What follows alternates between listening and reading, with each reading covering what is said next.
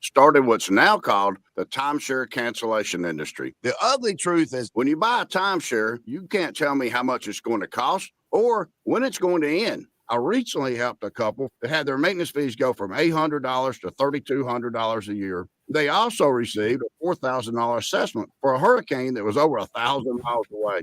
Sound crazy? The crazy thing is this never ends. Okay, buddy? We take you as a client.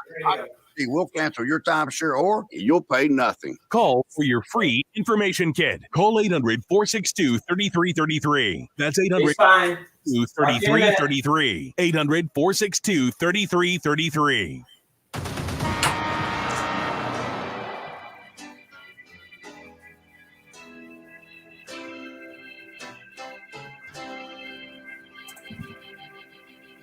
Now, from Wichita's most listened to sports radio, 97.5 and 1240 KFH. This is Sports Daily with Jacob Albracht and Tommy Castor. All right, welcome back in, everybody, to another week of Sports Daily. Jacob Albracht here, Tommy Castor alongside me. Max Power joining in on the fun for a little while longer while Jad enjoys some time off.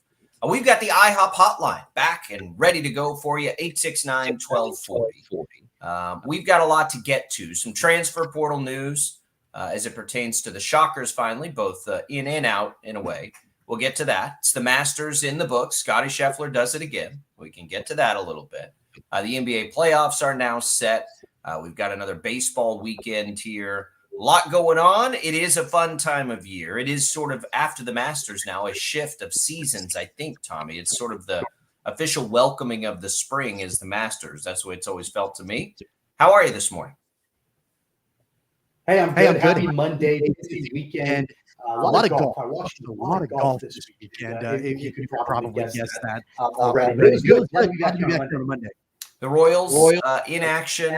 They drop a series after the big win streak. That's okay, but now you got to follow it up because you've got a big opportunity with 3 more on the road against the White Sox. Those games are tonight. We'll pick them up in progress, by the way, here after a couple of coaches shows for Wichita State. We'll join the Royals in progress at 8:00 here on KFH. But we'll get into the Royals weekend moving forward. Anything changing with us on that?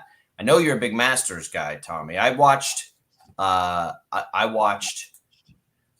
lot of the final round, I'll say, and that's about it for me. I was on the air with now the Infinity Sports Network, which you'll hear it recalled here with us on KFH, the regular programming that goes out throughout the day. And I had it on, and I was excited. I came in, I had a Morikawa futures bet on to win that tournament, and so I'm like, here we go, baby, 45-1. And then he had one bad hole and it sort of unraveled on him. And Scotty Scheffler does it again. And Scotty Scheffler's, I don't want to say he's the least interesting, amazing golfer we've seen in recent years. There's not a lot of interesting things about him. Somebody either needs to challenge him with a little flair or he's got to develop something. But he's so good and he just never messes up. Like that's the thing with him. He never screws up.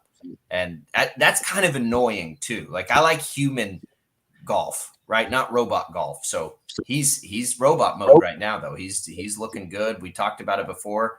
He was 4-1 to win the tournament, and winning golf tournaments at 4-1's like, man, I don't know about that, but he wins it. So 4-1 pays. We were joking around last night. Like, do you bet it? Is he going to win? Let's say he stays at 4-1, and I bet you that doesn't happen. But let's say he stayed at 4-1. Is he going to win? Basically, you'd have to win 2 out of 4 to make money. Is he going to win 2 out of 4 majors this year? Is probably how you need to look at that. Yeah. I think he is by far the best golfer in the world. And he might very well be Tiger in his prime because of what you talked about. He's just unflappable. He doesn't make mistakes. He didn't do anything remarkable. I mean, he shot a 68 yesterday, which was one of the best rounds of the day. But it wasn't like he just absolutely went out there and tore up the golf course for the entire 4 days of the tournament. We've seen players do that sort of thing that have run away with major championships and that have, beaten the course more than they've beaten the competitors. All Scottie Scheffler did was wait for everybody around him to fall apart, and that's what they did. Colin Morikawa did it. Max Homa did it. Ludwig Oberg did it yesterday as well. Everybody around him made the mistakes, and he just didn't. And that's what makes Scottie Scheffler such a great competitor, because he is unflappable. And he just goes out there and he handles his business. You mentioned least interesting. I like about he reminds me a little bit of Jordan Spieth about 7 or 8 years ago. Coming onto the scene, Jordan Spieth isn't. He'll talk, somewhat, and he's personable, but he's kind of that white hat. He's kind of the hero of golf, and Scottie Scheffler is kind of the same way.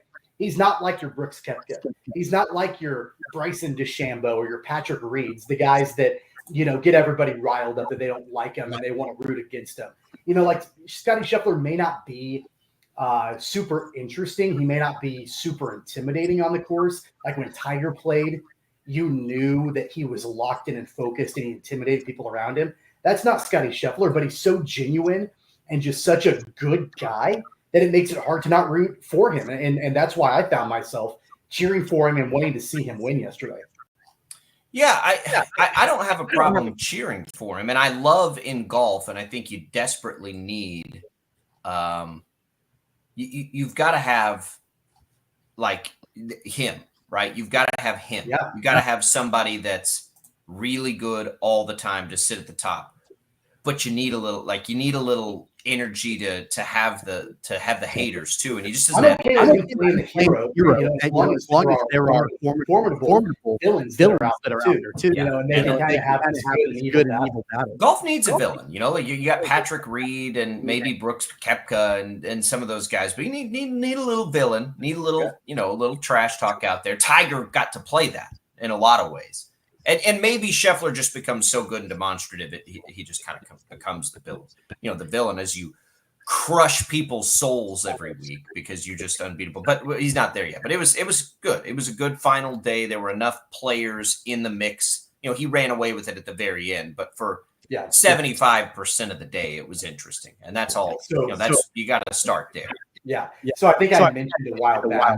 I had the opportunity to go to the final round yesterday. I had to turn down the ticket, which crushed me from watching it all day yesterday. And maybe someday I'll be able to go. But my friends that went, you're not allowed to take in cell phones when you're at the Masters, so you have to leave them in your car, and so there's no communication, with the outside world when you're there at Augusta. And it was like 10:30 last night. I'm getting ready to go to bed. And I get a text from my buddy that's there, and I turned down the ticket from him. And it was one word, and it just said, incredible. And I'm like, okay.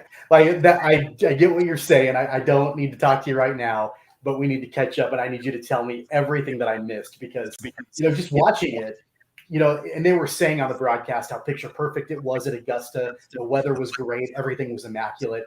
But even then, you're watching it on TV. That doesn't do it justice, I'm sure, for what it looks like actually being there in person. So I wish I'd been there, but still, it was a really fun weekend. Have you ever been to a big time pro golf event like on the PGA Tour? Yeah, I went 2 years ago when the PGA Championship was in Tulsa. Drove down there, Southern Hills. And I was there for the final day. I hung out on the 18th green. There ended up being a playoff. There ended up being a lot of drama. Justin Thomas won that tournament, came from behind. They featured it in full swing, which was pretty cool. That's the only one I've gone to. That's like a major PGA event, and it's pretty incredible. I've never been. The closest thing I have done is the Wichita Open, which I love, but I love the Wichita Open because it's a big, awesome party, right? So I don't know how much being quiet and I don't know how much I would enjoy that. Probably not as much as big time golf people because I'm not studying that. I'd noticed for the first time yesterday, Scottie Scheffler moves his back leg when he does. It does. Like, wouldn't you get slapped on the hand by golf coaches for doing that? Well, absolutely. I think that it kind of flies in the face of what you think a golf swing should be and what your footwork should be. And like you feel like the ball should go all over the place. It doesn't, and that's what makes it crazy. To your point, though, I mean, the Wichita Open is so much fun. I think we get spoiled a little bit with the Wichita Open. Especially if you're on the 17th green or you're at the 18th green and you've got, alcohol flowing and all of that. When I went to the PGA Championship, we walked around for a while. We followed some of the groupings. That was fun. But I remember going to the concession stand, and I'm like, you know what? I think I want a beer. And a Michelob Ultra was like $22. Like things like that. And I'm like, I don't think I'm not gonna pull the trigger on that. So we do get, I think, a little bit spoiled with the all-inclusive nature of the way the Wichita Open is. It's incredible. I love it. It's one of my favorite events of the year. We had to, miss it last year, and I didn't like that one bit. So we should be. I don't think we have anything. We'll be there. It's fun. We go several times. We really have enjoyed that since we moved here. Like, it's one of the things that we really like to do. All right, let's golf. What's the next major, Scheffler? We talked about that. We'll have an experiment with Scheffler. So we'll pretend, and I didn't do it this time. I told you I had Morikawa, and I threw a little at Gary Woodland, but we will take Scotty Scheffler, and I almost want to say take him in every tournament the rest of the year and see if that makes money. But at least the majors, we'll take him on a bet and see if that makes us any money. And keep it interesting. If he's going to win these things. Oh, you know what else I did this weekend, Tommy? Speaking of things that I don't normally do, I went and watched the UFC fights on was that Saturday night.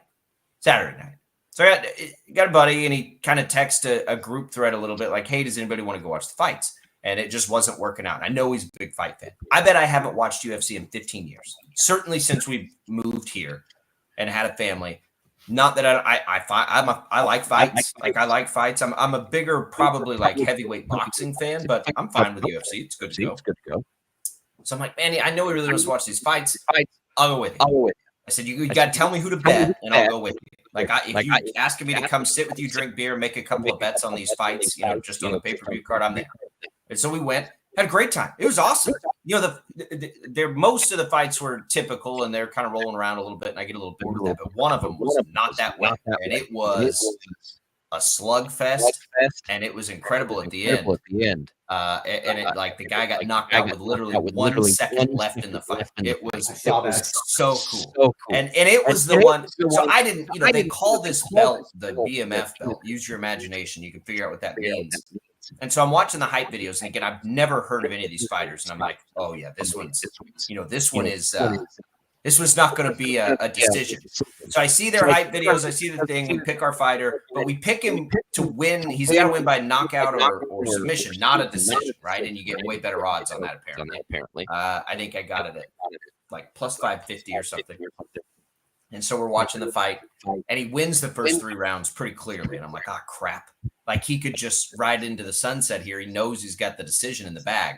The 4th round goes the other guy's ways. The Holloway is the guy who won. Gaethje is the guy who lost. But Gaethje, he broke his nose in the first round and just kept rolling. He reminded me of the guy in a bar fight that never loses because you can't keep him down. And I'm like, he's not going to be able to knock this guy out. Like, he is giving him everything. And so they go into the final round. There's about 30 seconds left. And I'm like, dang it, there goes the bet. He's going to win on a decision. And with like 15 seconds left, he invites him into the middle of the ring, and he's like, you want to just go? And they do, and he lands an overhand right with 1 second left, and it is like a cold turkey knockout. It was awesome. Place went nuts. I was like, man, this isn't something I'm going to do all the time, but I'm glad I did it. It was fun, though. I caught a little UFC and a little golf this weekend. I was going to say, did you have anything more different in a weekend from watching UFC to watching the Masters? That's true. I enjoy both, though. I enjoy both. It's good. Did any of you out there watch either of those things? You can call us on the IHOP hotline at 869-1240. The thing I'm normally watching is baseball. And the Royals had an interesting weekend. I don't want to say like an unraveling the momentum kind of weekend, but there are a couple of things in there that kind of sting a little bit. We'll get into it. They continue with the White Sox tonight, but we'll talk about that when we return here on Sports Daily. I want to remind you that if you're on your way to work and want to keep listening to us, it's easy. Even after you get out of the car, get to work, you just go to the Odyssey app or Odyssey.com, download it, and listen to us live. We appreciate it. We also appreciate everybody watching, by the way, on our Facebook, our YouTube, and our X stream. All right, we do have a call. Max told me here, Andy. Before we take the break, Andy, word on the Masters. What's up? Welcome into Sports Daily. Hey, good morning, gentlemen. A couple thoughts on the Masters. This was, I don't know how much you guys have been paying attention before this weekend, but this was the coming out party for Ludvig Udberg. He is a machine, and I love the way he plays. He hasn't been playing in the PGA that long, but this was every time he's played a tournament, he has been absolutely solid. So it wasn't surprising to see him come out and play as well as he did. So don't be surprised for him the rest of the season moving forward, for him to play just as well as he did for the Masters here. And as far as Tiger, I mean, I give him credit. If you would have watched how he played Saturday on his front nine, he had bogey and then double bogey back to back going in to turn it in after the ninth hole. And I give him credit that he didn't just withdraw after 9 holes, getting close to the clubhouse. His swings coming in to the ninth hole, he was using all arms. His legs were dead, and his body was just giving out for him. And the fact that he finished not only Saturday, but even Sunday, I give him all the credit in the world for doing that. And then finally, Tommy, I saw your point on Scotty Scheffler and maybe what his betting odds are going to be the rest of the year. And he will be your betting favorite the rest of the season. They've already projected betting odds for the majors for the rest of the season, and he's right about plus 450. So anyway, that's what I got, a little bit across the board on the Masters, and just curious to get your guys' feedback. Have a great day, guys. Appreciate it, Andy. Yeah, I mean, I really agree with Scheffler. I mean, he should be the betting favorite moving forward. Yeah, he will be. It's just, can that make money? That's the experiment I think run. I think you continue to bet him. I kind of an auto bet, until he proves otherwise, as far as I'm concerned. I know that the juice might not be there totally for him with the odds, but man, when you're winning those tournaments like that, you don't do it. You don't do it for the whole season. I mean, he's not going to win every 4 golf tournaments. One out of every 4. I would for the majors, right? But that's what I mean, though. But like, if you're looking at all of it, just for like every tournament he plays, you can't just auto bet that, because he'll never win 1 out of 4 golf tournaments. Yeah. But can he win 2 out of 4 majors? Because if he does, he's making you money. That's really what it takes. Yeah, he has. I think he's been cut from one major ever in his professional career, and other than that one cut, he hasn't finished lower than a top 25 finish in any of the majors that he's played in since 2021. So it's remarkable, top 5, I think 6 out of the last 13 majors that he's played in. So he's there. It's right there for the taking. And, this was kind of, I think, the culmination of a lot of it. I know he already had one other Masters a couple of years ago, but I think he's going to continue winning these majors. To Andy's point about Ludvig Åberg, it was like a year ago that he won the Big 12 championship at Prairie Dunes and Hutch, playing for Texas Tech. And he's now a runner-up finisher at the Masters. I agree. He handled his stuff really, really well. He's got a little swag. He does. He absolutely does. He's got a little swag. So, if he comes in and becomes the challenger, that would be good for golf, right? I love Colin Morikawa. He didn't have enough swag for that. Like, he's not good enough. And I don't want to call them bad guys. They're not really bad guys in golf. Maybe Patrick Reed, but like, they've got an edge. They've got an edge, something. And Åberg had that. He's kind of mixing it up with the fans a little bit. Like, I like him. And now that I know he's from Tech, I like him even more. I could totally get on board with him being my guy. Good point. And then the final point from Andy. Yeah, the final point from Andy with Tiger. I saw some people that were, on social media that were saying that it's sad to watch and that he shouldn't be out there, and that it's sad. And I'm like, you know what? Like, I watched his entire round yesterday morning on ESPN Plus, and he's not Tiger, and he never will be from 20 years ago, right? Like, those days are done. But I watch him with a sense of gratitude. I watch him like, man, he's still, able to get out there and actually compete. And the fact that, by the way, The guy made the cut with no reps at all coming into the Masters, and the weather was brutal on Thursday and Friday. The winds were whipping on Friday, especially they had rain on Thursday, and he made the cut. That tells you the greatness of Tiger Woods. It just does. So I don't watch him, like with a sense of sadness. I watch him with the sense of gratitude that he's able to go out there and still set the record for the most consecutive cuts ever made in the Masters. It's just incredible. And so, he didn't have a good weekend, but still, him just getting out there is great. He made the cut. That's all you can ask for. 48 years old, right? Like, come on now. Like, it's not – I hope he does that every time. I hope he does that 100 more times, even if he can't get there. Because if he gets there once, it's going to be worth it. No, I got nothing but love. And I wasn't even a Tiger guy. Like, I loved watching it. I rooted against it, just contrarian. So it's not like I'm some Tiger fanboy. Man, I want him to play forever. It's kind of like Tom Brady again. Like, I'd love to see him just keep playing. Like, why? I don't want to see him retire. But no, Tiger's there. All right, Masters is in the books. You can jump on the IOP hotline and hit any of that you want to. We'll get you a Salvador Perez injury update. An update on the Royals as they drop 2 of 3 from the Mets on the road this weekend. And, bigger picture concern, we'll get into that. We've got transfer portal news as it pertains to Wichita State, both in and out. It's all coming for you on this Monday edition of Sports Daily. Albracht and Castor, glad to be here with you. See you on the other side.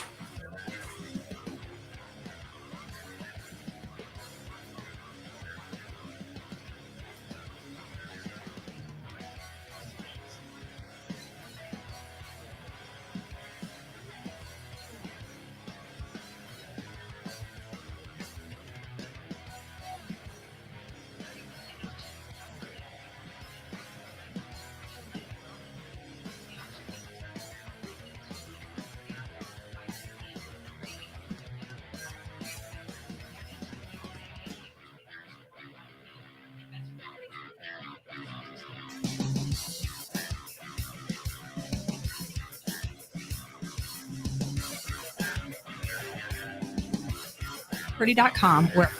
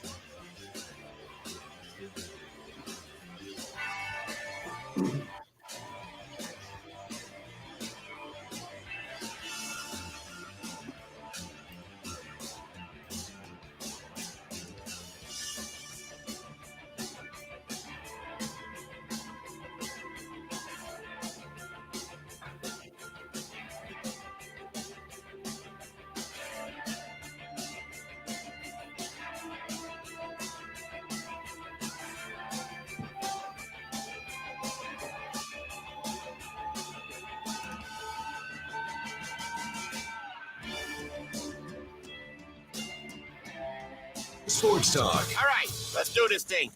Go! Sports Daily is on KFH.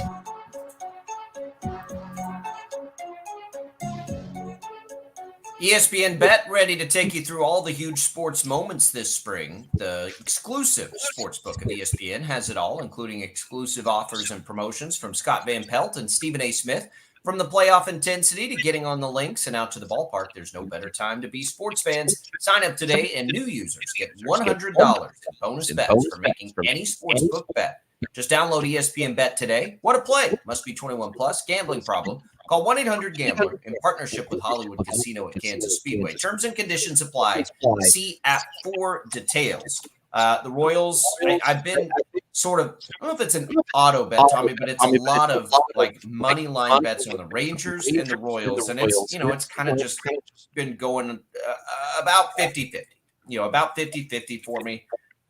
Tonight with the Royals, you've got them with the White Sox matching up, and you can get Seth Lugo on the money line, but it's all the way down at, minus 185. So if you want, decent odds, Tom, you got to kind of take a minus 1.5, which I'm probably fine with Seth Lugo on the mound. So that's the Royals play today. 8.5 on the over under. I probably just attack that minus 1.5, I think, with Lugo on the mound. Right? I mean, we're good with that against the White Sox, don't you think? Yeah, I'm okay with that. I mean, I feel like the Royals have this chance to really bounce back after the weekend, taking on the Mets. And schedule helps. Schedule does help a lot when you're playing a team like the White Sox, who are an unmitigated disaster for the most part this year. So I like this spot for Kansas City to bounce back starting today and in this series. And I think that, Seth Lugo has been a fairly consistent arm for the Royals here early on in the season. So I like their chances to bounce back. Yeah, it's an interesting time now because you lose 2 or 3 on the road to the Mets, right? Okay, you still got a great start out of Cole Reagans yesterday, 6 innings, just no runs allowed, 8 strikeouts. He continues to look like a true ace in the American League, quite frankly. The problem is the injury to Salvador Perez, who was raking this year so far. And, you saw, if you didn't see it, pretty gingerly walking off the field. The Royals official account calls it a left groin / hip strain, and he's going to be evaluated further today. That doesn't, he's at an advanced age a little bit, groin strain. It's going to be at least 15 on the IL, I think. Hopefully it's not longer than that because he's a big part of what they're going to do this year. Like, he looks all the way back as a hitter, and it just makes you wonder, at least it makes me wonder as you watch him, hobble off in full catcher's gear. How much more catching does his bat is so critically important to this team. And look, they're pitching great. So clearly his role and value as a catcher is high too, in calling games and doing all that other stuff. But man, they got to have his bat. And at what point, Tommy, did they really start to think about letting him at least, not catch his off and play first base? Here's the thing. He's already a Hall of Famer. Nick Capel pointed this out, who works for the Royals. He's in their media department. He sent this out. It was yesterday. There have been only 2 catchers in the history of Major League Baseball with 250 home runs who've been 8-time All-Stars, have won 5 Gold Gloves and 4 Silver Sluggers. Salvi's one of them. The only other one to do it is Pudge Rodriguez. So Salvi's a Hall of Fame catcher already. Doesn't have to do anything else. Now, to me, it's like, but he's still such a great hitter. Isn't it time to probably limit that physically taxing position more than any other in baseball, just to keep his bat in the lineup? It's unique. Like, there haven't been very many catchers in the history of Major League Baseball whose value might be higher as a bat. You've got, and I mean later in their career, right? Obviously, Pudge was a great defensive catcher, one of the best ever. Salvi was a fantastic defensive catcher back in his prime. But like, you've got Piazza, right? Joe Mauer, probably Pudge and Salvi.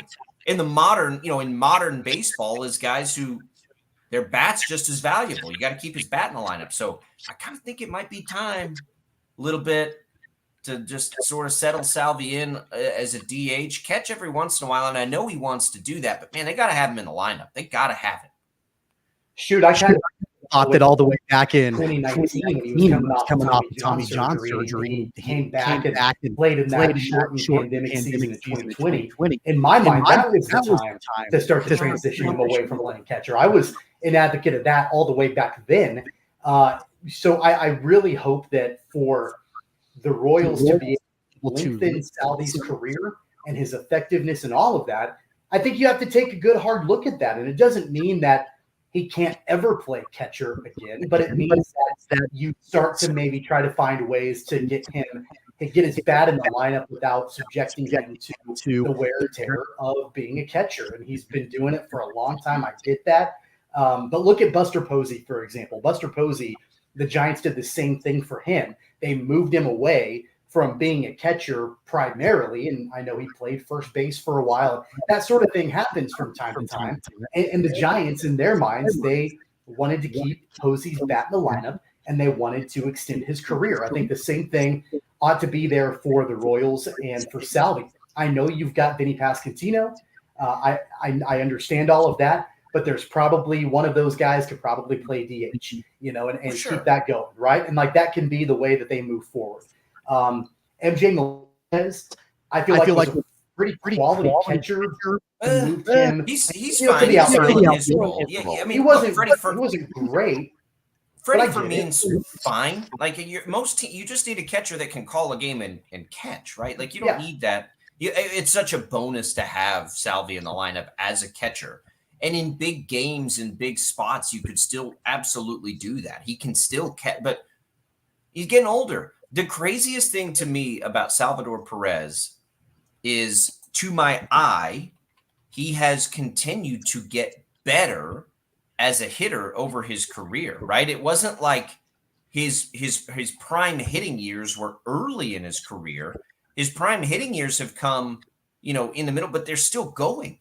Like Salvador Perez, I told you this already. I thought he was going to challenge 30 or 35 home runs this year, the way he's looked at the plate. I mean, dude was batting 340 so far on the year. They need that in the lineup so badly that it's very rare to ever say a catcher could give you more value offensively than defense, but that's absolutely what he can do for this lineup. So hopefully this is short-lived. He's a gamer. He's having the time of his life now, finally with the team competitive again. So hopefully he can get back out there. And who knows, maybe you can get back a little quicker if you're not going to just can you just come back and DH for a few weeks, right? Can it be a shorter trip? You come back, you DH, we'll get you off the base paths late in the game, all these kinds of things. Because he's a bona fide power hitter right now in a lineup that needs it. And we'll watch it closely. Pitching continues to be good. You got Lugo on the mound tonight. They had the game in the series where they gave up 7 runs. So you didn't love that, but it's Alec Marsh, right? It's your 5th starter. What are you going to do there, right? What do you really think you're getting more than 5 or 6 innings and 4 earned runs out of Alec Marsh? If he can give you that, great. Other than that, the pitching stays good. So I'm not too deterred from the weekend, dropping 2 or 3. I'm concerned about the Salvi injury, and that puts more pressure on other guys in the lineup for at least the next 2 weeks, you think, if not longer, to be able to keep it up. But you know what helps that too, Tommy? When you got good starting pitching. 3 games against White Sox will help too. Ought to help anyway. But, we're still in there. Again, you can catch the Royals tonight here on KFH. That game will join in progress at 8 o'clock as Seth Lugo takes them out. I feel like Seth Lugo and Cole Reagans for the Royals right now are sort of appointment television. Love watching them go to work. Maybe Brady Singer gets into the mix there too, but we'll have that for you. We'll talk about it. And if we get it in the next little bit, at some point here pretty quick, we're probably going to get the Salvador Perez, whatever the official diagnosis and time frame is. So we'll have that for you as soon as we get it. By the way, this portion of the program brought to you by Crested Country Club. All the Masters festivities are in the books. Wife and I popped up there Friday, I think, for lunch, and it was good. They got a couple new items on the menu, Tommy. I don't know if you've seen them yet. What did I try? Some kind of tinga tacos or something. So it's hard for me because you know me, I love soup. And when they have clam chowder, it's really hard for me not to just roll with clam chowder. They have really good clam chowder, but I didn't. I got a different thing because they had some new stuff on the menu and it was good. It was really good. But yeah, just pop up for Pop up for lunch, pop up for a beer. It's a cool vibe there in the clubhouse. And I know there are a lot of people up there watching Masters and golfing and making me jealous all weekend. Yeah, I was there, grabbed a couple of cold beverages Saturday after Friday after work. A lot of fun. It was a good time. It was busy. People were in there watching the Masters. It was a beautiful day. A lot of people were out there golfing. I wished I had been out there golfing, but it was fun. We got to commit to this. Like at some point, I sent you a funny article that, guys need two guys nights a week to be truly healthy. I tried running that up the flagpole. You can imagine how that went. But can we just make like Crestview beers a regular occurrence? Yeah. Like once a week, we're just like at night, kids can be asleep, run up there. And I mean, isn't that's doable? That's achievable. I feel. You know what we ought to do? We ought to do some kind of like meetup or something for some frosty cold beverages at Crestview with anybody that wants to stop by, anybody listening to the show, and we got to put that together sometime, like on a Friday after work or something. You don't have to twist my arm to get me to go drink a beer. I went and watched the UFC fight this weekend for really no other reason, honestly. Bets and a beer. I can do the same thing. I can do the same thing at Crestview. Bet some late night baseball. Like, I don't care. Whatever. But we appreciate their support of the program here. All right, let's take a quick break. We're going to talk a little Shocker basketball, both ways of the portal here when we return. Interesting portal news, certainly. A lot to, swish around a little bit on that. We'll do it next on Sports Daily.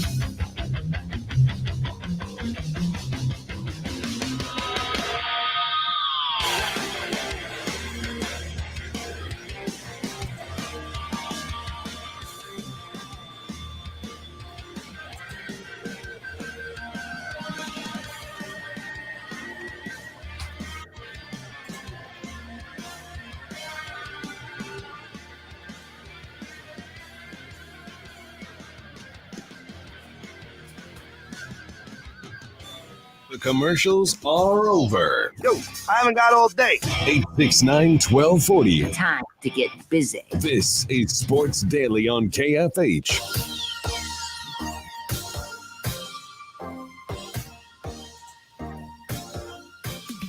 All right, welcome in, everybody. Welcome back to Sports Daily. Jacob Albracht, Tommy Castor here with you. Mornings at KFH. Staff enjoys a great cup of coffee from Prairie Fire Coffee. Always appreciate Prairie Fire fueling us up here and everybody in the KFH studios. All right, Tommy, we've got shocker, recruiting, portal, news, all over the place. Let's start with what's going out. We already knew Colby Rogers was going out. But again, it's the Memphis pipeline. Because they send another player to Memphis. Colby Rogers committing to Memphis,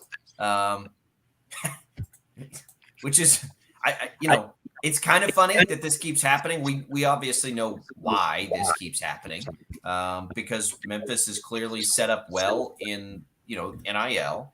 But I'll use it, as we sort of shake our head at it a little bit to say Memphis should be the goal for Wichita State. What Memphis does in the portal should be what Wichita State strives for.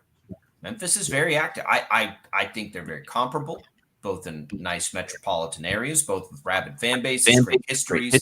Memphis ought to be what Wichita State shoots for in the portal. They get good players all the time. It's a third now shocker. It was Alex Lomax, and then it was, Walton, and now it's Colby Rogers, and it's a little salt in the wound when you see that happen, but there you go. Yeah, I mean, for a long time, I thought that there was this pipeline between Wichita State and Arkansas because there were so many different players that were transferring down to Razorbacks and really become Memphis. And I get it with Colby Rogers. I mean, it doesn't make me happy, but I understand it. I understand the reasons why he'd want to go and play for Penny. And at the bottom line is that there's probably NIL dollars that are there for Memphis that there wouldn't be at other places. And I know that he was looking at a school like Kansas. There was some interest there, mutual, I think, with the Jayhawks. But at the end of the day, he's got the chance to probably go and shine a little bit brighter at a program like Memphis. Doesn't mean that we have to like it. I certainly don't. I don't want to see Colby Rogers, the top player from Wichita State, go and play for a conference foe the next year, come back to Koch Arena and take on the Shockers. I didn't want to see that with Jaquan Walton last year either, but it is the name of the game. It's the reality. And now I think the question becomes, first off, what is Paul Mills working on to replace that? And number two, what do the Shockers do, and how do you continue to move forward from a retention point of view? And we talked to Kevin Saul about that multiple times. Well, it does sting, and we kind of hope that Rogers might end up at KU. They attacked that position in other ways. It's going to suck if he's awesome next year, right? And he was great this year. It's good. I mean, that stings when it's happening at Memphis. Memphis got Tomlin too. Like they're what Wichita State needs to strive for, right? A team that's constantly in the mix. All of these things, because Penny hasn't been a great coach, right? They constantly underachieve based on the roster, but he's got the roster every time. And you'll take that, right? You like that. You like to see that if you're a fan of that team. So we'll see. Rogers to Memphis. So Wichita State does bring its first player in, though. AJ McGinnis. And it's a Lipscomb player that can shoot. He's a junior, got a little size at the guard position. 13 points a game, Tommy. Shoots a tick under 40%. It's almost a poor man's version of Colby Rogers, to be quite honest. Yeah, he's not. I don't think he's going to be a playmaker. I don't think he's going to be a guy that you look at to generate offense. He's more of a kind of guy. And so if you can get him a little bit of space, if you can get him set up for opportunities to be able to take those deep shots, then that's probably where he's going to have the most success. So that's nice because the Shockers need, the shooting. But I also think that, they're obviously not done because you've got to go and get some playmakers. And that's going to be an important part of it. It's, I think, probably a nice fit for Wichita State. Looking forward to seeing what he can do shooting from beyond the arc. But it's one piece, I think, in the overall puzzle of what Shocker basketball is trying to rebuild. Yeah, well, and it's the first piece, right? So yeah. I don't see Wichita State going out and landing like a top 50 portal guy. But you need to land a collection of that next rung like they've done to put it together. Wichita State, since the portal has kind of taken off and become a thing, has actually done a really good job, whether it was Isaac Brown or, now to Paul Mills, maybe a little more to prove for Paul Mills. We didn't have enough time, but, had some success going and finding guys out of the portal and finding really good basketball players. So you hope that continues. Wichita State has more coming back, I think, than we've talked about enough here. They lose Rogers. He's obviously the big replacement. And I don't know that you can count on McGinnis coming in and wholeheartedly replacing the production of Colby Rogers, but he can do a lot of the same things, right? So maybe it's McGinnis right? One more, and you just like the experience back. You like your freshman coming in. You like all those things, and you like the mix of guys who, we saw play well plenty of times this year. And so what can you still go find out of the portal? I'd love to see them, go attack where they've had a lot of success historically. Who are the best junior college or Division II? Because that's where you might find, like, if you can go find the elite of that group is where you're going to find creators, right? Like, who's had to be a creator before in their career? Well, if you go to those places and find those diamonds in the rough, you're probably going to find a creator. And so we'll see what Paul Mills and it's good to see him get a player in. And I think AJ McGinnis, on paper looks fine. Like, he looks like that's fine. Like, nice addition. We'll see how it works out, but it certainly fills a need. Like, they're going to need some shooters, and he's a shooter. He shot kind of like Colby Rogers, about 40% coming over at the time he's coming. So hopefully he has the same impact Colby Rogers had. And I've kind of been keeping up a little bit with, all the different players that the Shockers are hosting or that they've had interest in bringing in for visits and that sort of thing. There are some larger name players, that are coming out of different programs that I know that there is interest in, obviously, but then hosting for visits and things like that. There've been a couple. So it's just that time of year that you keep track of all of it.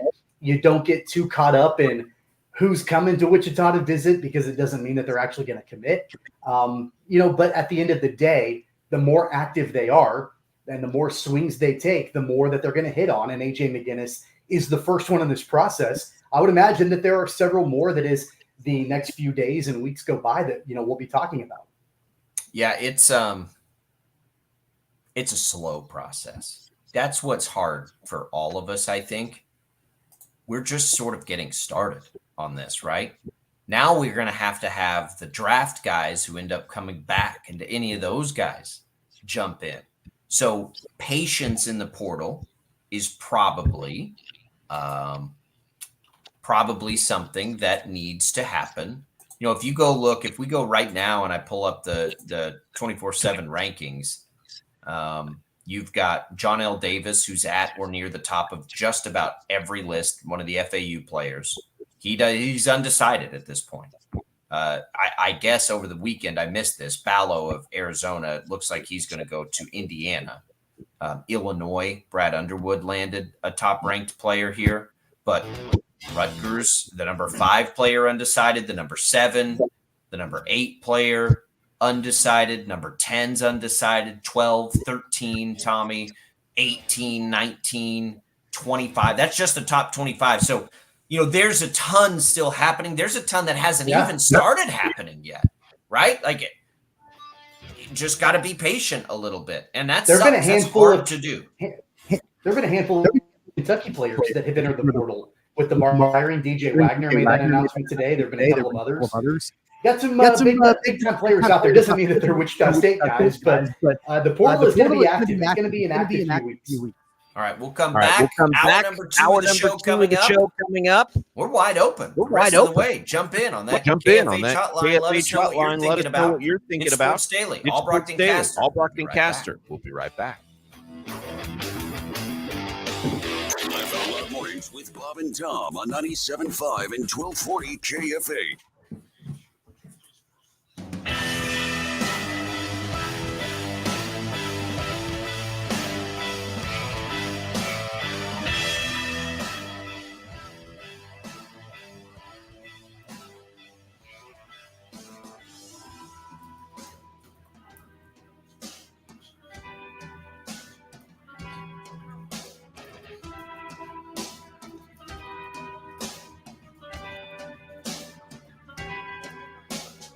Yes. Yes.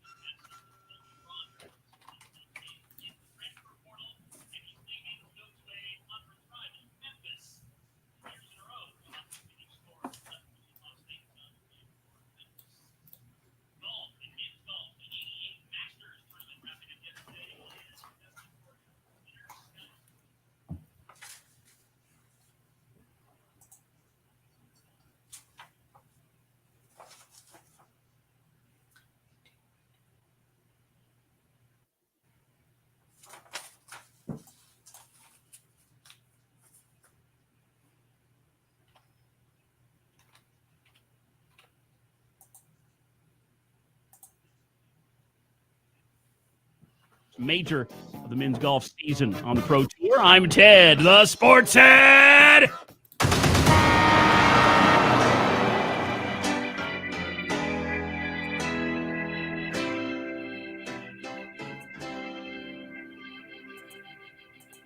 Now, from Wichita's most listened to sports radio, 97.5 and 1240 KFH. This is Sports Daily with Jacob Albracht and Tommy Castor. All right, welcome back in, everybody. Sports Daily here on KFH. Glad to be with you on this Monday after a Masters Sunday. After a Royals weekend on the road, they get back in action today. Some shocker portal news. We've touched on all of those things in the first hour. You can chime back in, 869-1240. Okay, so, Tommy, the NBA playoffs are here now. You've got the play-in games. You've got Lakers-Pelicans, which is pretty interesting, I would think. Lakers, their star power. Pelicans, Zion Williamson. Warriors, Kings. The Warriors make that interesting, certainly. And then that's Tuesday. And then Wednesday, you've got Heat, Sixers, Hawks, Bulls. These play-in games still don't really do it for me. Where are you with the NBA playoffs? Are you like me in that, okay, it's time to lock in now. Now we're into the postseason. College basketball is behind us. We're here. Because this usually is. Like, I like NBA playoff basketball for a couple of reasons. One, you don't have to worry about load management. You don't have to worry about all that stuff. But two, like, the timing is right. Like, now I can shift my attention away from college basketball. NBA playoff basketball is fantastic. But I'm as out of the loop as I have been. This will be interesting to really dive in and start to take this in now. Yeah, I'm not locked in, and I probably won't be until we get, I don't know, probably until maybe the conference finals, I think is probably where I'm at on that.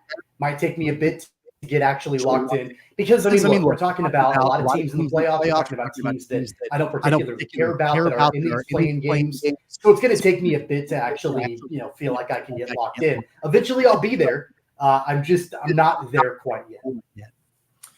The East doesn't seem to be that interesting. You've got Boston, who's this juggernaut. The Knicks are there, but they're banged up. They're not doing anything. Milwaukee, to me, is the next most interesting because they made the shift away from Wichita's Adrian Griffin, and it hasn't gone as good since they've done that. But they still have some star power there, so they still interest me a little bit. But it's the West that seems, Oklahoma City with their young roster, Tommy, they ended up as the 1 seed. The defending champs, Denver, Minnesota's, I think, healthy-ish. And then like a team like the Mavs with Luka Doncic, who's, scoring 35 points a game. Phoenix has star power. Like the West seems like it's going to be wild. So that's probably where my attention's going to go. Are any of these playoff series, like, is anybody going to beat Denver again?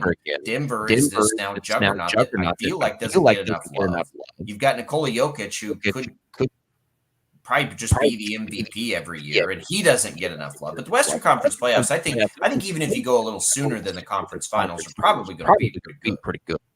Yeah, there's so much more compelling basketball. I would agree with that in the Western Conference. And I think that all the storylines are a little bit more intriguing in the West. Really, do the Lakers have enough to be able to make any kind of run? I doubt it. But you never know. I mean, this is where LeBron shows up, and it's where, you've got that history, that legacy of what LeBron does in the playoffs to back that up. Well, you know what? I really think that when it comes down to the West, I'm wondering, and you kind of mentioned this before, I'm wondering, does anybody have what it takes to bring down Denver again, or are we looking at another Denver run to a championship? Are we going to be able to give them the respect that they deserve that they didn't get last year on their run to an NBA title? I don't know the answer to that. I honestly don't, because I feel like there are so many other storylines in the West. And it was kind of this way last year too, if you'll recall. Like, nobody was talking about Denver. Nobody's Yeah, but talking they about got Jokic. over that. They had that hump they couldn't get over forever, right? Where they were really good. They just couldn't put it together. And they But are finally people got really over talking that about Denver last now year. going into the playoffs? I mean, I feel like it's almost kind of like well, history repeating itself. Now, let's be honest. You and I don't have a good pulse of the chatter. I don't think it's like it is for some dynasties by any means, but I do think that I'm going to pull up ESPN Bet and just look at the betting favorites. I off the top of my head, I'm going to guess that Boston is the betting favorite and Denver's probably number 2. But let's just go to the futures here and take a look. You got Boston at 1.5 to 1, and you got Denver at 3 to 1, and then after those two, it's a big jump to everybody else. Next closest are the Bucks and the Clippers at 14 to 1. Thunder are also at 14 to 1. So I would say, Vegas is highly leaned into a Boston-Denver rematch here. So yeah, I mean, I think they're that big of a favorite. I just think that in the Western Conference, it seems like there's a ton of star power. And, if you look at, there was a 3-way tie atop the standings in the West, right? Between Minnesota, Denver, and Oklahoma City. The Thunder right now, though, are all the way down at 14 to 1. Minnesota's at 20 to 1. Like, it's pretty crazy to see, but they are being considered, at least by Vegas, as that big of a favorite. But I am with you in the sense that I don't know that the narrative around that's like dynasty level numbers there. And maybe Boston has something to do with that because it feels like everybody in the world thinks Boston's going to win. Makes me want to root for Denver over Boston, I think, to get it again. And I just don't think Nikola Jokic is ever going to get enough love for how amazing he is.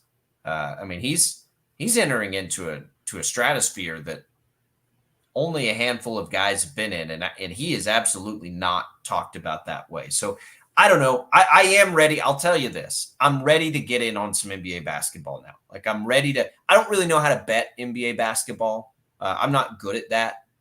But I'm ready to watch some NBA basketball, some playoff basketball where teams are rolling. And I don't – look, I hate even having the conversation. And it's topical. I've heard it a bunch of places on – and because I don't think we're alone in like losing some interest in regular season NBA basketball. And we saw Major League Baseball face this challenge and make some changes. We're so taxed on our attention spans. I don't know what the change NBA could make is. I mean, everyone will say shorten the season. I don't buy that for a second. That doesn't matter. That won't matter. I think the only thing you can do is get rid of the load management. It drives me crazy right now about the NBA, whether I'm trying to bet it or whether I'm trying to just to not know if stars are going to play. Not that they're hurt, but that they just don't want to play that day, basically.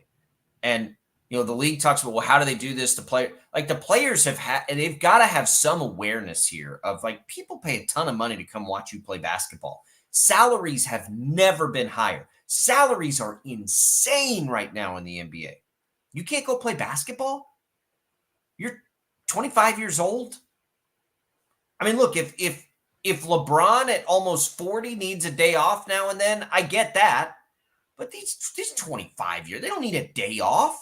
What changed, right? What changed in the last 30 years that you got to have all these days off? But the problem is, A, the players don't really have any incentive to stop doing that. And B, a lot of teams have strategically showed us that is a path to being successful, to give guys these kinds of days off. This is very similar to what Major League Baseball faced, right? Like, baseball had this problem. Analytics were telling people or telling teams that, look, this 3 true outcomes, this, walk, home run, strikeout, these shifts, it helps you win baseball games. We know that that's the case, but the dilemma is it's not good for the game, right? The game is suffering because of it. In the NBA, you face this same thing. You're better off, having your players at full strength at the right time, getting this load management, right? It's going to help you win basketball games when it matters the most at the end of the year. But that's not what's good for the game. It's hurting the game. So how do you tackle that? It's not as simple as banning the shift. That doesn't need to be agreed upon by the players' union. I don't know how you would be able to legislate load management. It's going to have to be, the players are going to have to realize like it's driving people away, whether it's the right or wrong thing to do to help you win. But like when you're making, $40, $50 million a year, you probably just need to try to power through it to some degree. It's a really interesting dynamic that they have. And I think that they have the same thing baseball had, different reason, but the same kind of thing. Yeah, I get that. And I get what you're saying with all of that. I mean, I think that really at the end of the day, as we're looking at why the playoffs tend to be the most intriguing, I mean, there's such a difference, I think, in the NBA, more so than really any other sport, the quality of play between the NBA regular season and the NBA playoffs. I mean, I really believe that. And that's a huge reason why I have a hard time getting locked in to the NBA regular season, to be frank, because I feel like the quality of the play drops off significantly in the regular season. It's not nearly as high as it is in the playoffs. You struggle with that, I think, more in the NBA, probably more so in any other sport. But that being said, it doesn't mean that it's bad by any means. It's just not quite it's not there. It's not quite bad. there for me. It's not bad at all. And that's what I try to, like, I'm trying to be real about it. Are we real? Is that really the reason? Or is it that our attention spans, we just don't have as much time? I mean, the reason for me, I think, is because I now pay far more attention to college basketball than I ever had before I moved to the state of Kansas. And I think for me, even more than the regular season versus playoff thing, I think it's just because I don't have as much time and I have to pick one or the other. So, in the winter time, on a Tuesday night or Monday night or whatever, I'm usually I just watch college basketball now. It's kind of hard to do both, don't you think? Like, I don't know how anybody could do both. Like, how could you watch a ton of college basketball and NBA basketball? I think that's the bigger problem for me. I don't like this load management thing, but let's say they didn't do it. And let's say all the stars played at 100% all the time. You didn't have to worry about it. You have the same product in the postseason. You have the same product in the regular season. Do you really think that would make you all of a sudden watch a ton of NBA? I think I would watch more. I think I'd be more intrigued. I don't know if I would. Think so. But think about it this way: like, it's been pretty clear that the NBA and Adam Silver is trying to do everything that he can to make the regular season more interesting, more intriguing. I mean, everything from mid-season tournament that they've done, and some the load management stuff that you've talked about. I mean, I think that there's this common perception that it doesn't matter if you watch any of the NBA regular season, as long as you're ready to go for the playoffs. That's really where it matters. And that's the way that I've been for a long time. I don't remember, and it's been, probably since I was in college, since the last time I really paid attention to the NBA regular season. I'll always get, in there when the playoffs roll around. But you got to give credit, I think, to Adam Silver for trying to figure out ways to make it better and to make it work. And now, as we get into the playoffs, there are those storylines, that are there. I look at something like, Joel Embiid coming back from injury. Is that going to be enough to take the Sixers, all the way to compete for an Eastern Conference championship? I don't know. Are the Celtics going to be that much more dominant and really be able to blow that away? I mean, there are some good upstart teams in the East. So while I would say, and I would agree, that the West has far more intriguing storylines and matchups, there are some in the East as well. And I'd love to see the Sixers, if Embiid is fully healthy and able to play at the top of his game, be able to come in and ultimately win that Eastern Conference championship. Well, don't get me wrong. NBA has no problem once you get to the playoffs. Like, we just lock in because it's playoffs. We're always locked into postseason of any kind, right? Where it's win or go home, and the product's going to be good. I'm just trying to how can they attack the regular season? I give Adam Silver credit for trying these things, right? For trying midseason try. It didn't make any sense to me, but it seems like it was pretty well received. I just think we're starved for attention. And what I'm curious about is, with this, for me personally, it's college basketball, this dilemma that I can't do both. And it always gets me thinking about the growth potential of college basketball and what's out there for them, right? Like if they ought to be, and they try to work in conjunction with the NBA. So you couldn't do it directly, right? You couldn't, but kind of get aggressive, right? Like we can offer you this product in college basketball, if you're a basketball fan, where you're getting high level players, you're in and out of a game in less than 2 hours most of the time, right? It's become a popular betting sport, even though that, with player props, there's a push to sort of remove player props, and that's a whole different, dynamic to it. But like just from a consumer's perspective, college basketball does offer you this thing that the NBA also offers you, but in an expedited fashion, right? You're in and out in 2 hours. And that's appealing, I think, for most of us. I mean, it certainly is for me. I don't have to spend 3.5 hours on a college basketball game. Man, I'm tuning. I know what time it's going to start. I generally know what time it's going to end, and I'm on with my day. And it's being played at a higher level, I think, than ever before, with more star players than ever before. I don't know what the NBA can do, but I'm glad the playoffs are here because I'm ready to lock into it. Yeah, it's going to take, like I said, it's going to take me a bit. I don't think I don't know. I don't think that I'm really that hyped up for these play-in games. Oh, no, I'm not hyped up for the play-in games. I'm not going to. No, don't care.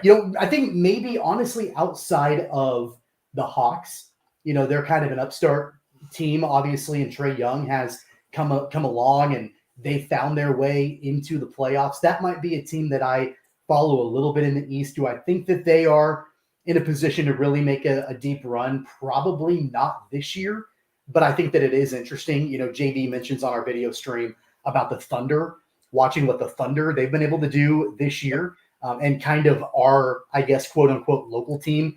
That may be another team to kind of lock into. And honestly, that's a really good point because the Thunder, they've been bad for quite a while. And it's been this long-term rebuild, hoarding draft picks and bringing in this young talent. And they're there now. They're probably not all the way there, right. but they're at least at a point. Well, they're at least at a point to where we can sort of, I think, get behind that and really be able to follow that. So that's another storyline that, I hadn't really thought much about, but JB makes a really good point about that. Yeah, they're the 1 seed, and they are the local team. That's what cracks me up. The Thunder are closer to us in Wichita than the Chiefs by proximity, right? Like you can get to Oklahoma City quicker. So it's pretty wild. But yeah, we'll kind of keep it apprised. Not on these playing games. We don't really care about these playing games. But once we get into the series, we'll be talking a little more NBA as we make our way through on Sports Daily. All right, let's take a quick break. KFH hotline, the IHOP hotline now is open for you. Join in on your way into work. You got to keep listening to us. You don't want to bail on it. No big deal. You can just download the Odyssey app. We got it podcasted for you if you need to go back and listen. It's all right there. We'll come back with more Sports Daily right after this.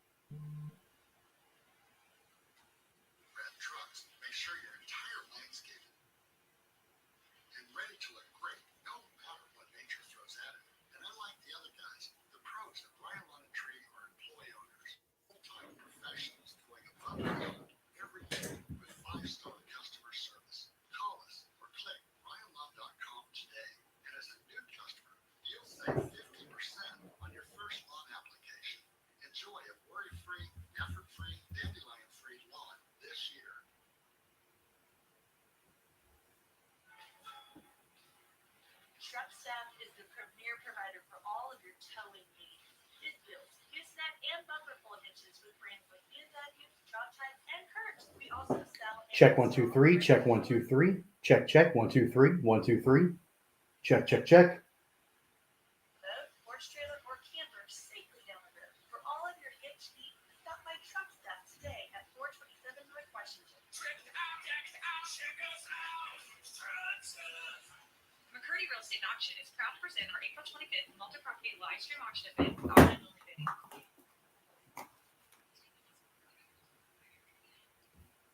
I can't hear anybody.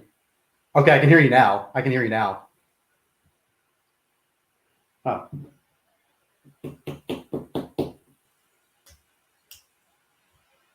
Yeah. Right.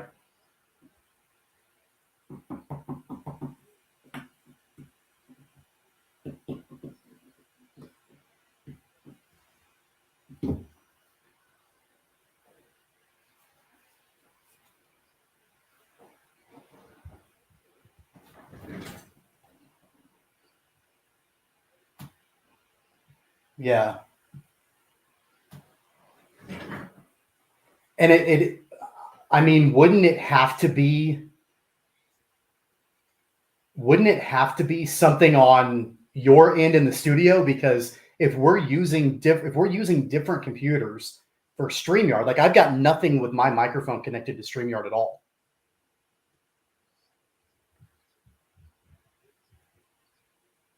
Okay. Yeah. Right.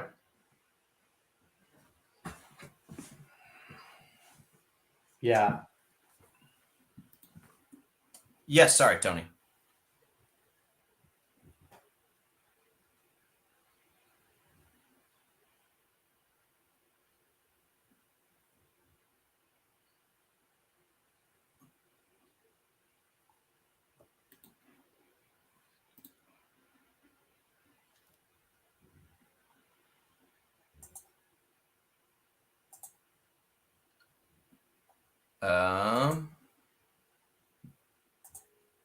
No.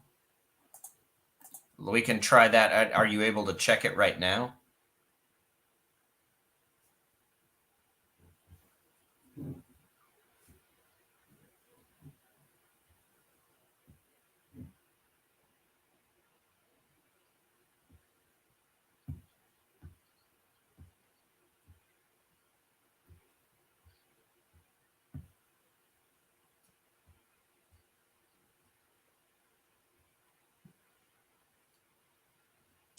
I've got it muted double ways. The only thing that's changed, and I don't know when I would have changed it, is I have like a second monitor hooked up, and I took the audio from one monitor to the other, but I don't think that would have done it. But we could check it. I just switched it back over to the other thing.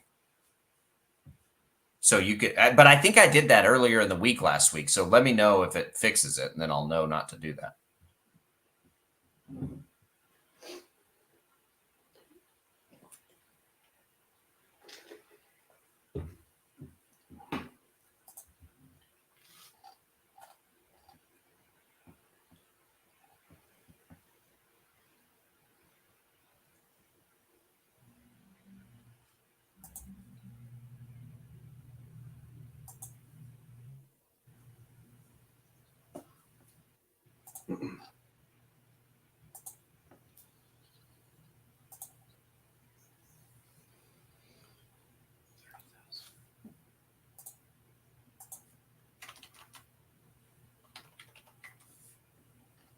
All right, welcome back in, everybody. Sports Daily here on KFH. We've been talking a little Masters, been talking a little transfer portal basketball as it pertains to Wichita State, a little Royals for you. And then NBA playoffs about to get underway. $20 million for that Masters purse, Tommy. Scotty Scheffler gets to take about $3.5 million, $3.6 million away from that. What do caddies get of that? Like, what's their cut typically? Do you know? Yeah, usually I want to say it's like 10 to 15% typically is what the caddy will walk away with. Jeez. So still, I mean, you're looking at, that's a pretty solid paycheck for Ted Scott. And keep in mind, Scotty's caddy, Ted Scott, was on the bag for Bubba Watson for both of his Masters wins like 10 years ago. He's had a couple of major wins already. So those top caddies, they got to carry a bag around, but they're doing pretty well financially. How do I get that coattail job? Make $350,000? Like, does Scotty Scheffler really need his caddy's help? Like, how do I get that job? Yeah, he does. But to do what? I saw a stat yesterday. Last night I was watching postgame, and I don't know it all numbers exactly. But Scotty Scheffler, before he had Ted Scott on his bag to after he put Ted Scott on his bag, that's when he's had the major victories. That's when he's had the wins. He hadn't won on the PGA Tour ever before he put Ted Scott on his bag. And, his top tens are higher, all of that. So, yeah, I mean, there's a lot that a good caddy can do for you. I mean, I need that job in my life, right? Like, what do I need to know to be a good caddy? Yeah. You need to know how to read greens. You need to know how to evaluate. Correctly? Yeah, correctly. You need to know how really to. Bad at that. Okay. You need to know your player's game probably better than he knows it. You've got to be able to make recommendations, but also know when to kind of step back.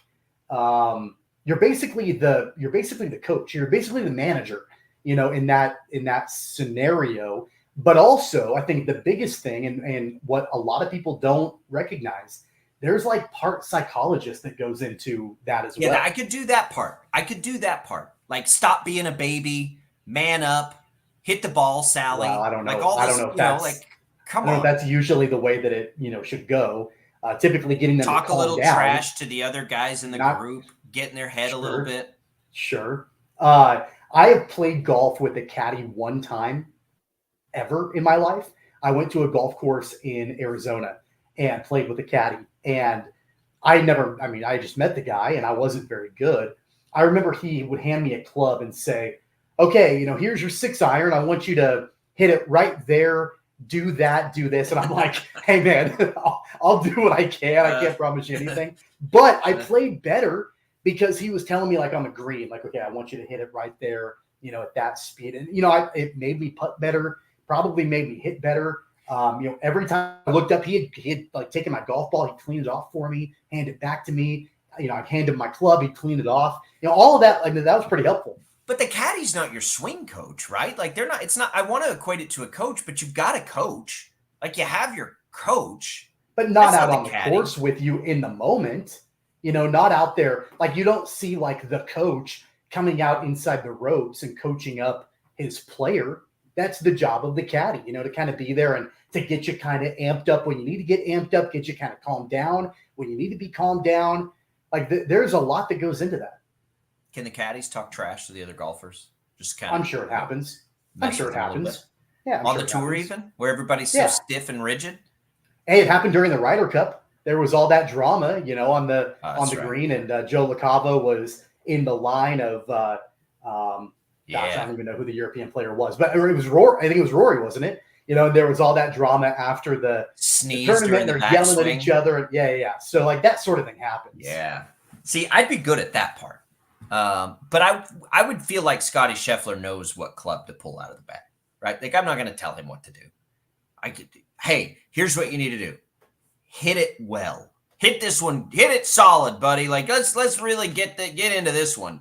Don't go in the pond. You don't want to go over there toward the water. Don't end up in the bunker here. Land it in the fairway instead.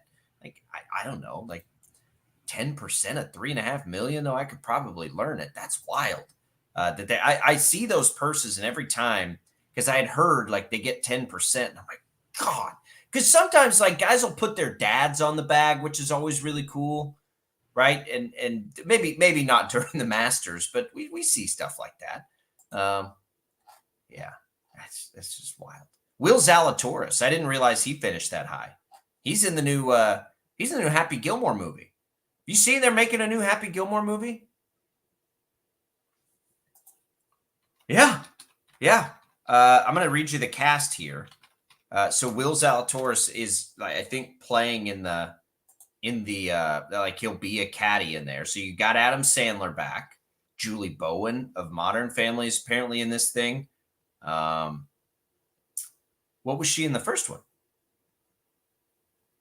That was Julie Bowen? Was it really? I got to go back and look. Now, I don't know that I've ever, because I'm a huge fan of Modern Family.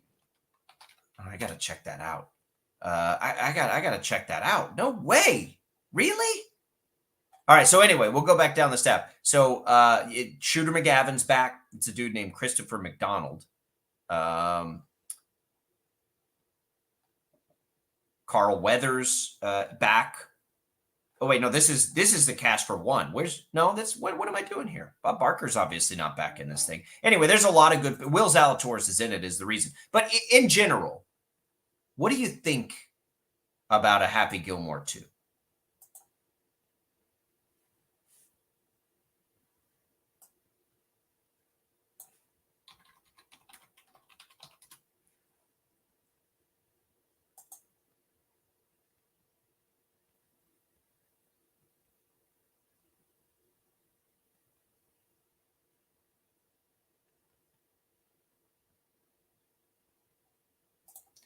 I'm always leery of the remakes.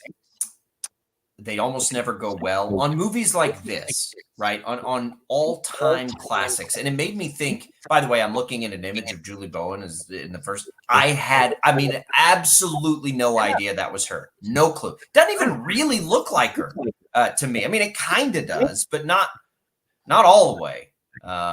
Interesting. Anyway. It almost never works out, right? It took, like The Hangover tried it, but it took them 3 tries to get one even close to the first. Sometimes, especially with those old slapstick comedies of like our generation, like the all-time greats, the classics. Dumb and Dumber is my favorite movie ever. But I wonder, like, if Happy Gilmore was released today as it was the exact same movie, it wouldn't have the same sort of pop culture impact as it did then. No, I don't think so. I don't think it would. So how does doing a remake, like a remake's definitely not going to work? Because it's marketed to people like you and me. I mean, it's the same Yeah, but I'm way. the one who's going to be like, this isn't nearly as good. It's kind of like, I loved Dumb and Dumber, and then the sequel came out, like not the fake one a few years later, but the official Dumb and Dumber sequel a few years ago. It wasn't that good, but I watched it because I had the nostalgia, from the original one.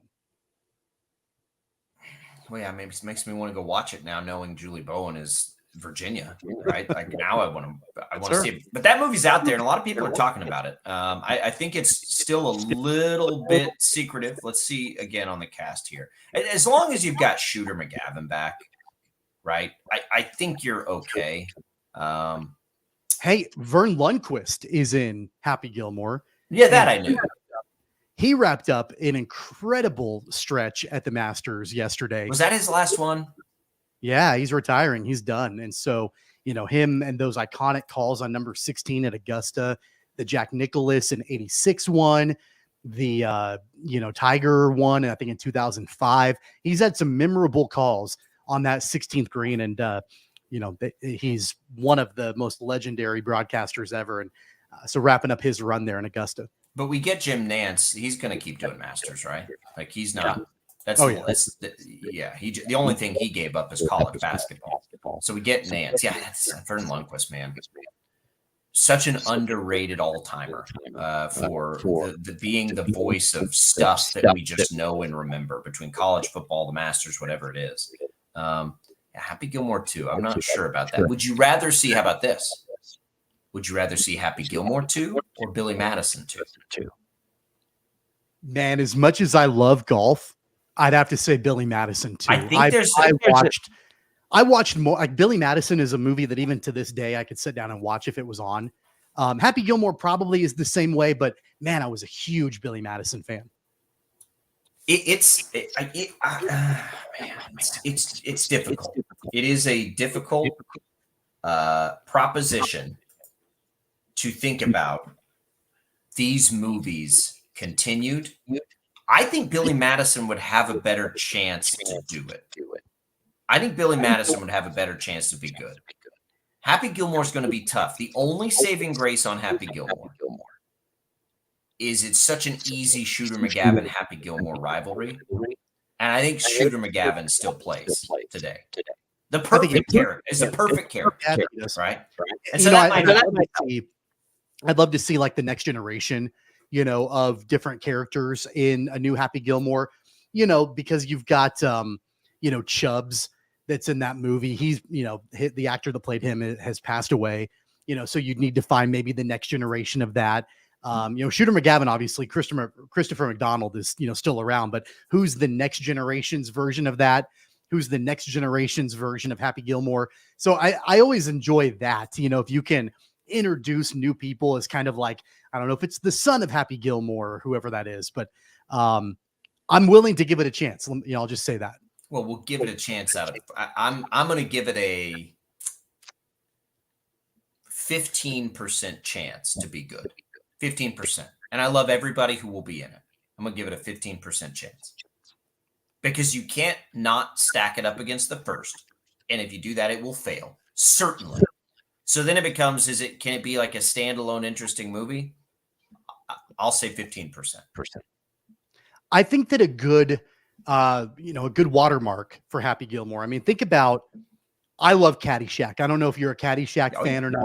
Sure. Love Caddyshack. Yep. Caddyshack 2, nah, I'm good. I saw it like once. Don't really need to see it again. But man, the original Caddyshack was incredible. So, I mean, I think as long as you're doing better than that, you should probably be okay. It's not just that. Like Dumb and Dumber's sequel was not good. The original Hangover sequel was not good.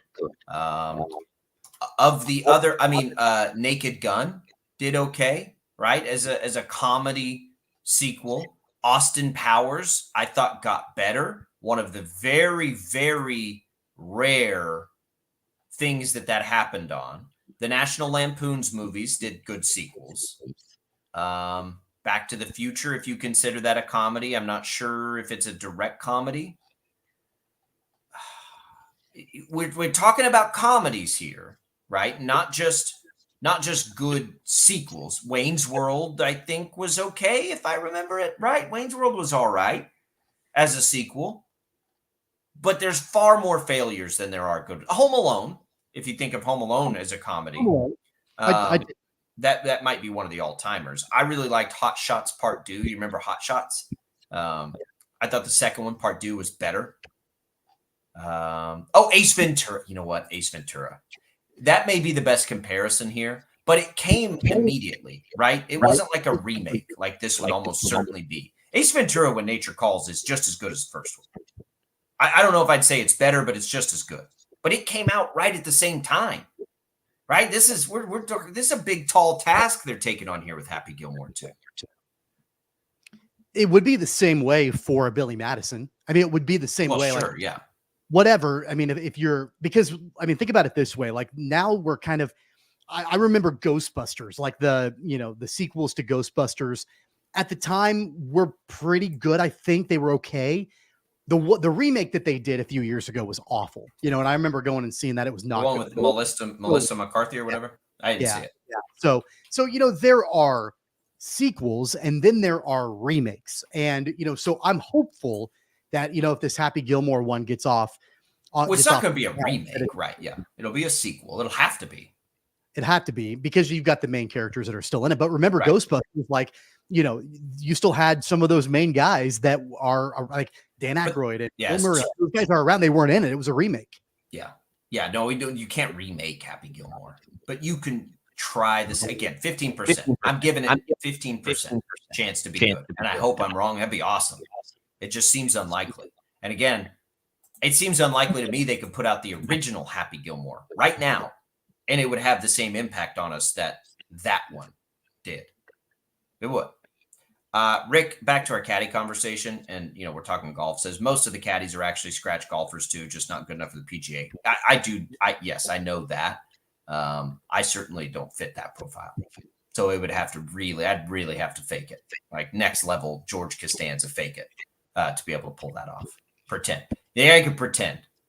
Buy all the fancy golf clothes and get out there and pretend like I'm a scratch golfer. Do you actually have to prove it? You think, Tommy, or they'll know pretty quickly if you are or not. You don't even have to swing a club. They'll pick up on that. Yeah, you can walk out on the course. Yeah, you've got your whiskey and whatever. I'm a mark. I'm a mark out there. Yeah, no, that guy ain't gonna cut it. Yeah. All right, 869-1240.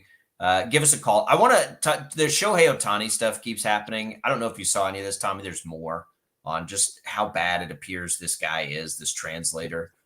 He apparently tried to get, after all of this comes to light, was like trying to have Shohei go along with his story, like after he's caught in all this trouble, like, well, you just go along with it, like that. This is like, come on. We'll get into that, and as more details come out, it looks like Shohei's safe in all this. And then the latest on the Rashi Rice situation too. A couple more details there for his situation coming out over the weekend. We'll get into all of that in our last full segment here. It is Sports Daily. We are happy to be with you. Quick mention that you got some programming tonight to pay attention to, both Wichita State coaches shows, the Brian Green baseball show, Christy Breadbender softball show are tonight, and then we'll join the Royals in progress. So busy night for us here on KFH. We'll come right back. It's Albracht and Castor. It's a Monday on Sports Daily.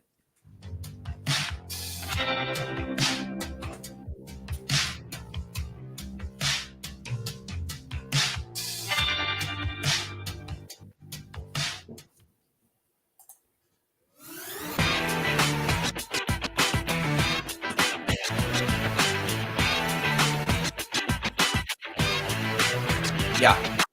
Yep.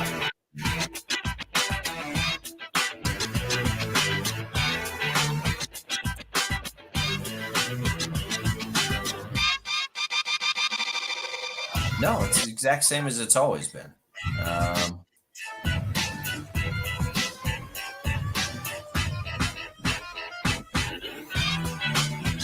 What did you do, Tommy?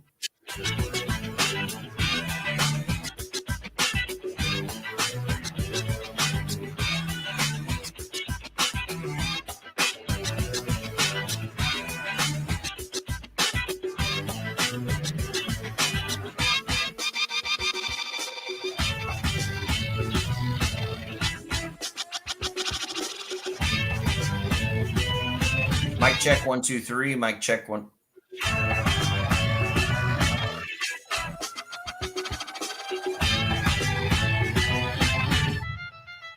Mic check 1 2 3. Can you still hear it? Mic check 1 2 3. What the hell?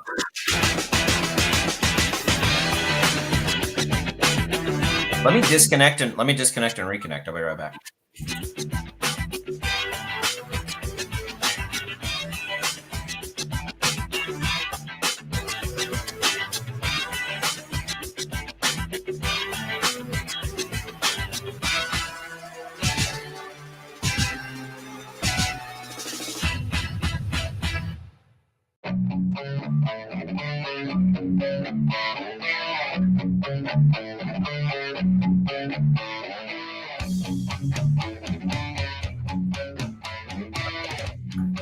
Check. Mic check 1 2 3.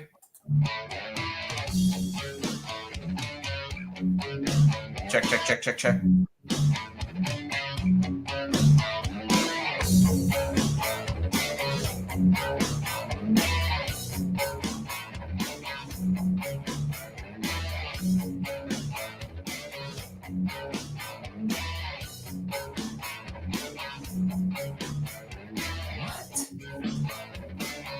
Nothing has changed from anything. Like, I haven't changed anything.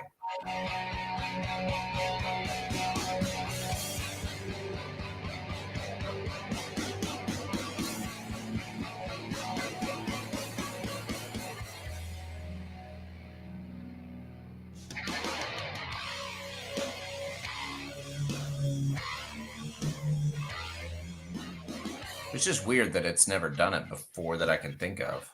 And I mean, nothing. Yeah, it's not.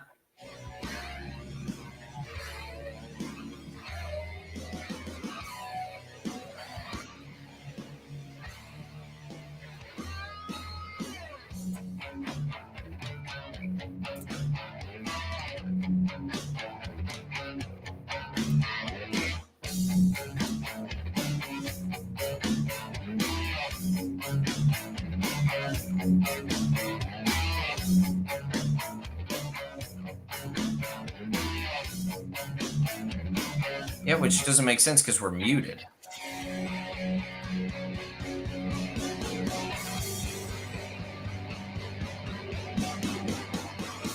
No?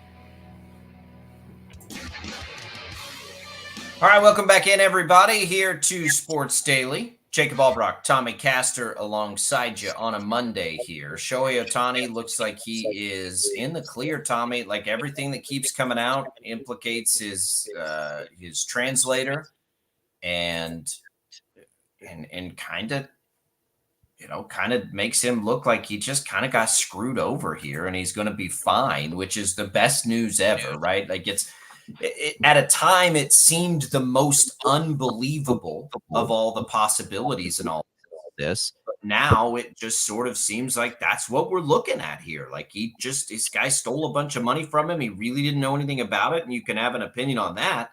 But really all that matters is did he have anything to do with it? Looks like he didn't. And we can all move on now, right? Like we can move on from this and, the story becomes, I think, I wouldn't say far less interesting, but somewhat less interesting when you hear that, he didn't really have anything to do with all this. Thankfully. Well, I certainly think that Shohei in the future, is going to pay closer attention to those things. And again, I've said it before, I've got sympathy for Shohei in this situation. There is a small part of me that, I'm like, man, you needed to have a closer eye on these things. This is your money. And I don't care if we're talking about millions and millions of dollars or not. We're still talking about your hard-earned money. And the only person that 100% is responsible for that is you. And so you've got to be a lot more careful, I think, in the future. I think you will be. I feel bad for him that he was put in this situation.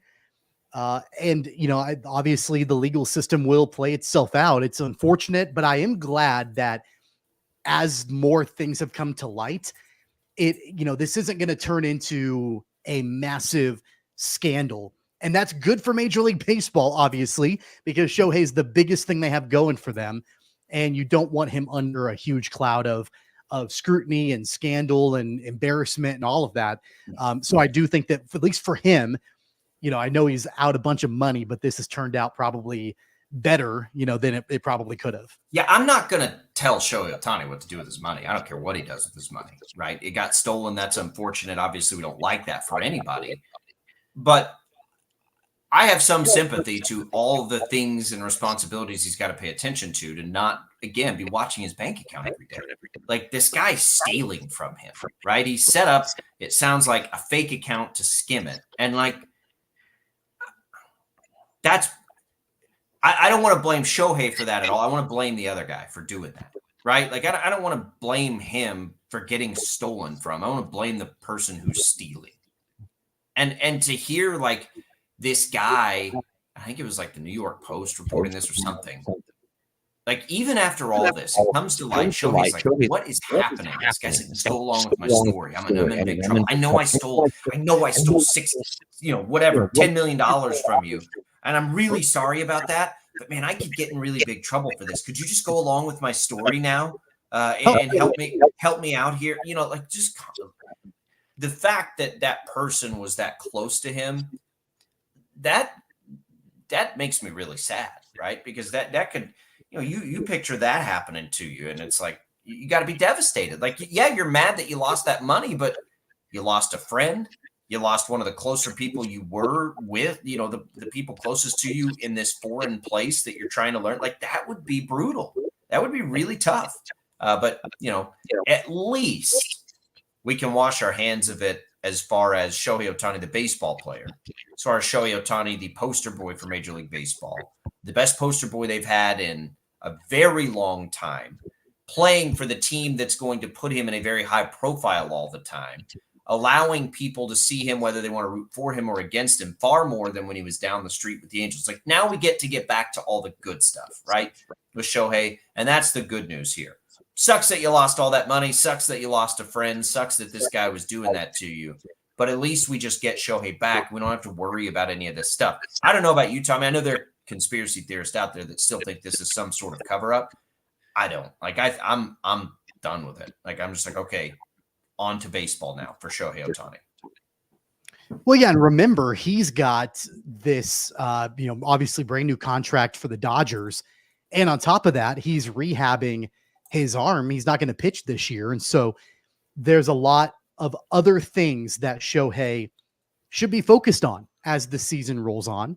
And having this hang over his head is not one of them. Now, it's going to continue because there's more than likely, well, I don't know if there's going to be a trial or not. I mean, it seems like his interpreter has basically admitted to everything. So I would imagine there may not be a trial, but the legal proceedings will continue. There'll be a trial because they're going after the bookie too, I think. Yeah. So I think that that's going to be something that I'm not saying it'll hang over his head, but something that he'll pay attention to for sure. And he'll probably be called to testify and different things like that. But he can focus on the things that are the most important to him. My hope for Shohei, and I know you said that you're not going to tell Shohei Ohtani how to take care of his money, and I'm not saying that either, that I'm telling him how to do it. I just hope that he now is putting better people around him, to be able to protect him better, so this sort of thing doesn't happen again. He will, but imagine yourself going to a foreign country, not knowing the language, probably not knowing all the customs. You don't know anything about the tax laws. You don't know anything about anything, right? And having to navigate that. Well, here's this guy that's helping you do it. Your friend and all this. He's been over here for a long time, kind of working in baseball. Okay. Yeah, you'll help me set this up. I mean, you work for the team that I play for, right? Who's at fault here? Should the Dodgers or the Angels be better protecting their players from, a fraudster like this? Probably. Like that, maybe there's some fault there.